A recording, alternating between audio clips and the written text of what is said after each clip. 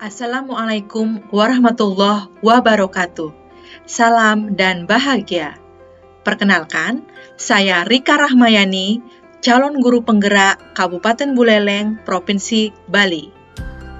Pada kesempatan kali ini, saya akan menyampaikan koneksi antar materi dari modul 1.1 tentang filosofi pendidikan Indonesia menurut pemikiran Ki Hajar Dewantara dengan mengikuti panduan pertanyaan-pertanyaan berikut. Apa yang saya percaya tentang murid dan pembelajaran di kelas sebelum mempelajari modul filosofi pemikiran Ki Hajar Dewantara? Dahulu, saya percaya bahwa anak didik saya seperti kertas kosong. Saya sebagai guru bebas memberikan apa saja yang saya mau, mencoret, menggambar, atau menuliskan apa saja yang saya kehendaki tanpa melihat bakat, minat, potensi yang dimiliki oleh anak didik saya. Sebagai guru, saya berkewajiban untuk mentransfer ilmu yang saya miliki kepada anak didik saya sehingga mereka mengerti, paham, dan semua anak didik saya memiliki ilmu yang sama atau seragam.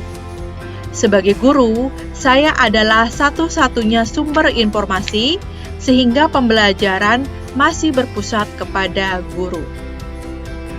Guru mengendalikan seluruh pembelajaran guna memenuhi target kurikulum.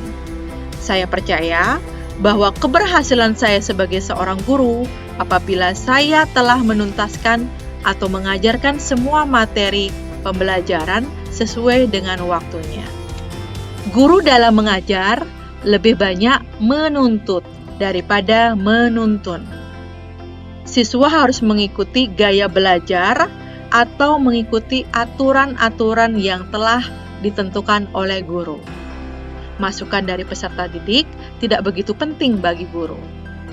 Kegiatan pembelajaran di kelas lebih berorientasi pada nilai akhir yang diperoleh melalui rangkaian ujian dan tugas. Kemudian, dalam pembelajaran, guru lebih mementingkan kompetensi kognitif atau pengetahuan dibandingkan nilai-nilai karakter dan budi pekerti yang tumbuh pada saat proses pembelajaran. Setelah memahami pemikiran Ki Hajar Dewantara tentang pendidikan, konsep pengajaran saya berubah. Saya menyadari kekeliruan saya bahwa selama ini memandang anak sebagai objek dalam pembelajaran. Harusnya merekalah subjek pembelajaran, pemegang kendali dalam pembelajaran. Anak bukanlah kertas kosong yang bisa ditulisi apa saja, melainkan kertas yang telah terisi tulisan samar, dan pendidik bertugas menebalkan hal-hal baik yang ada di dalamnya dan menekan hal-hal yang tidak baik.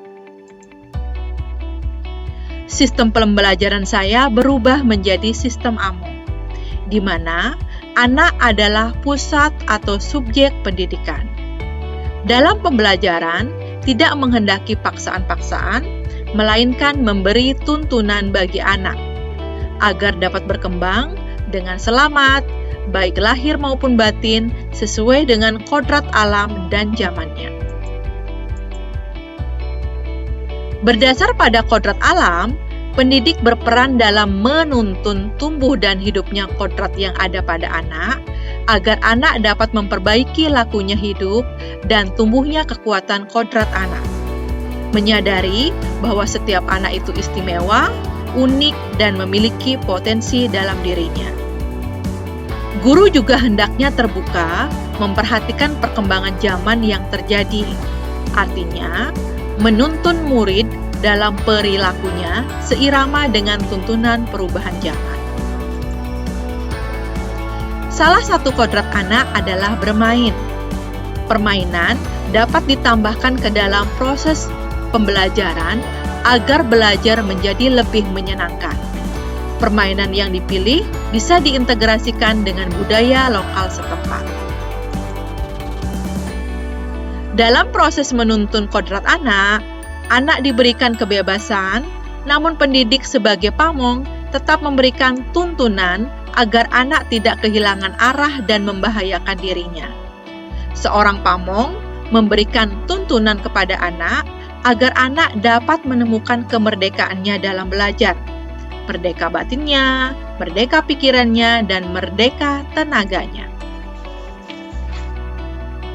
Selain itu, budi pekerti adalah hal yang sangat penting. Budi pekerti merupakan perpaduan antara pikiran, rasa, dan kemauan.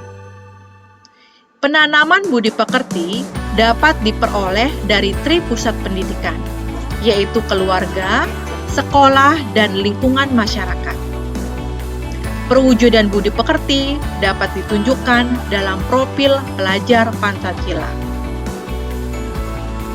Berikut adalah profil pelajar Pancasila, yaitu beriman, bertakwa, berakhlak mulia, berkebinekaan global, bergotong royong, bernalar kritis, mandiri, dan kreatif. Dari pemikiran Ki Hajar Dewantara yang sudah saya pelajari, yang dapat saya terapkan agar kelas saya mencerminkan pemikiran Ki Hajar Dewantara adalah melakukan diagnosis non-kognitif awal untuk mengenali potensi, minat, dan kebutuhan peserta didik, membuat kesepakatan kelas tentang gaya belajar dan jenis tugas yang disukai anak, serta memilih model pembelajaran yang tepat dengan potensi peserta didik. Memaksimalkan potensi sumber daya alam lokal sebagai objek pembelajaran untuk menggali ide-ide kreatif peserta didik dan menuntun kebebasan dalam belajar. Dan ketika belajar, diselipi dengan permainan dan simulasi agar pembelajaran lebih menyenangkan karena kodrat anak adalah belajar.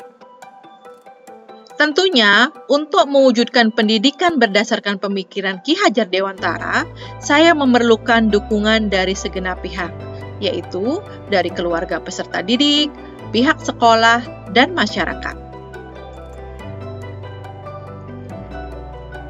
Demikian informasi yang dapat saya sampaikan terkait dengan koneksi antar materi dari filosofi pemikiran Ki Hajar Dewantara. Wassalamualaikum warahmatullahi wabarakatuh. Salam dan bahagia. Guru bergerak, Indonesia maju.